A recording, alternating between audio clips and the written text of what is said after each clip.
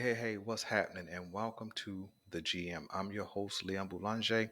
And in this video, which is the last one for today, maybe, I want to talk specifically about the Baltimore Ravens as it pertains to Lamar Jackson. Now, we understand that the Baltimore Ravens and Lamar Jackson have been a hot button topic really since Lamar bust on the scene in 2018. Um, and everything was about his play, how great he was, how electrifying he was. But as of the last year, everything has been about Lamar and his fifth year option and desire to have what some say is a fully guaranteed contract, but certainly a new deal. Okay, but what I'm going to say today about Lamar Jackson and the Baltimore Ravens is going to be shocking to some, but I'm gonna lay out a case uh, in this um, presentation and maybe in another, depending on how much information I want to provide. But I don't think it's ever been heard. I don't think it's ever been said. I never heard it on ESPN. I've never heard it on Fox First Take or Undisputed. I've never heard it through other YouTube uh, channels. So what I'm going to say today is probably going to be the first time you've heard it as well. But I believe that their time is probably coming to an end. And I'm going to spend this week laying out that case as well.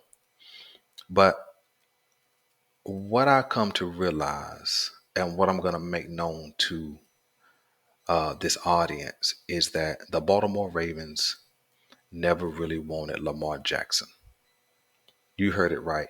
The Baltimore Ravens never really wanted Lamar Jackson. This is not for clickbait. This is not for viral explosion. This is just what I believe is a real truth. Let me tell you why. You see, in a real relationship, when you're dating someone, right? It doesn't take 5 years to know that you want to be together forever, right? It should not take 5 years for a guy to ask a girl to marry him.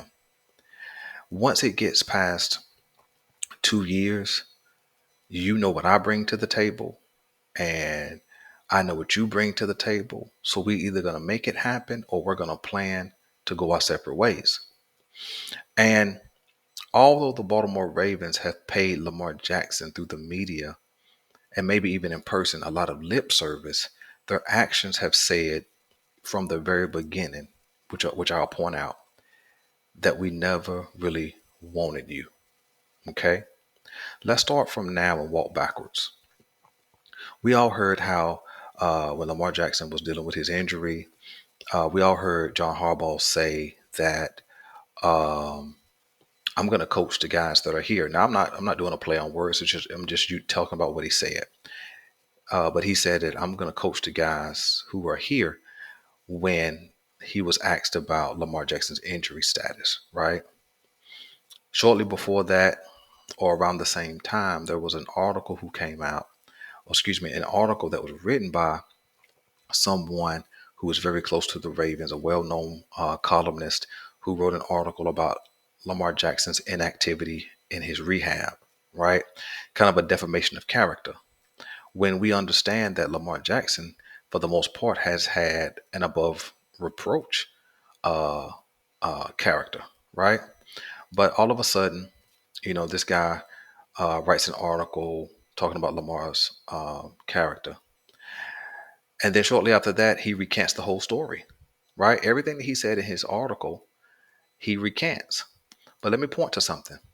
We did not hear not one coach nor the GM come out and defend Lamar Jackson. Not at that time. We heard it a week or so later about Lamar Jackson's working hard. I'm talking about from the organization, from John Harbaugh, EDC, Greg Roman. We heard Lamar Jackson's working hard and so on and so forth. But when that article came out, not one of his coaches stepped up and said, this article is a blatant lie. So what that says to me, they didn't have his back, right? They allowed his character to be assassinated. And here's the deal. Whether the information in that article was true or not, If I'm serious about you, right? If I'm trying to marry you and convince you to marry me, I'm gonna show you that, man, I got your back, right? I'm a ride for you. But that's not what the Baltimore Ravens did at all. Okay, but let's keep going. We go back to the off season where it didn't seem like they could get on board with an agreeable contract.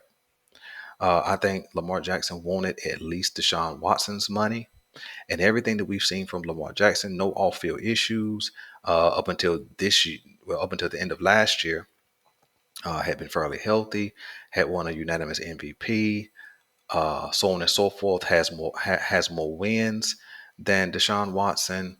Um, Character was unquestioned, but for whatever the reason, and I know that his contract was an anomaly. I don't think anybody else is going to get a fully guaranteed deal, but it is what it is, right?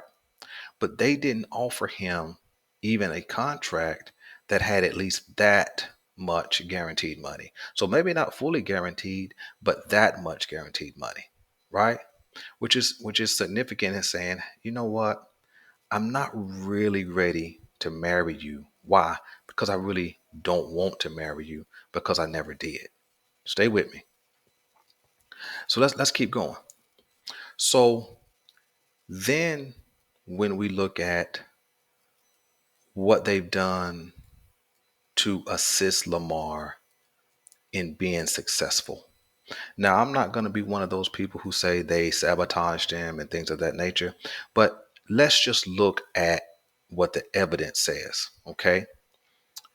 Coming into the 2022 season, we know that this offseason they traded Marquise Brown, his number one target from last year, and we had no evidence that Rashad Bateman could be the guy because we understand that he was hurt most of his rookie season. So you trade away the number one receiver. You don't have any evidence that the number two, rising number one guy, Rashad Bateman, was going to be adequate to fulfill that role. And so you bring in absolutely nobody in the draft. And then you had to wait until Demarcus Robinson gets cut from the Raiders in order to bring him in. Now, if you got cut by the Raiders, right, who hadn't won anything in a long time, that said something about your skill set and your ability. You understand what I'm saying? So that's what they brought to the table for Lamar. So then it was Bateman, Demarcus Robinson, Duvernay, James Prochet, and Tylan Wallace. That's what he had to work with. Five unproven guys. And they say, here, go work with these guys. Not to mention, coming into the season, J.K. Dobbins and Gus Edwards were both coming off of significant uh, injuries. Plus, his left tackle, who missed most of last year, Ronnie Stanley, was also not 100%. But you didn't do anything in the draft to help the cause at wide receiver, nor did you do anything in the draft to boost up that left side of the offense, specifically that left tackle position. I understand they had Jawan James and some other pieces, but you didn't do anything. You drafted 11 guys, and not one was a left tackle to potentially support Lamar at the blind side position.